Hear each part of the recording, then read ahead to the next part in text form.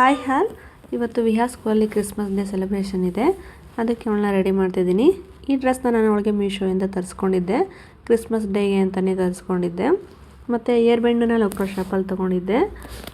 ಮತ್ತು ಸೆಲೆಬ್ರೇಷನ್ಗೆ ಅಂತ ಅವ್ರು ಮ್ಯಾಮ್ ಹೇಳಿದರು, ಕಿಡ್ ಫ್ರೆಂಡ್ಲಿ ಗಿಫ್ಟ್ ಕೊಟ್ಟು ಕಳಿಸಿ ಯಾವುದಾದ್ರೂ ಅಂತ.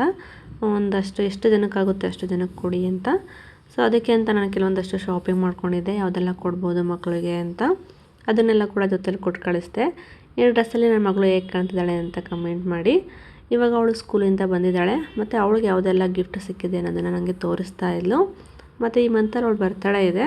ಸೊ ಸ್ಕೂಲು ಹಾಲಿಡೇ ಇರೋದ್ರಿಂದ ಅವಳ ಬರ್ತಡೇನ ಇವತ್ತೇ ಸೆಲೆಬ್ರೇಷನ್ ಮಾಡಿದ್ರಂತೆ ಸ್ಕೂಲಲ್ಲಿ. ಜೊತೆಗೆ ಬರ್ತಡೇ ಕಾರ್ಡ್ ಕೊಟ್ಟಿದ್ದರು, ಅದನ್ನು ಕೂಡ ತೋರಿಸ್ತಾ ಇದ್ಲು.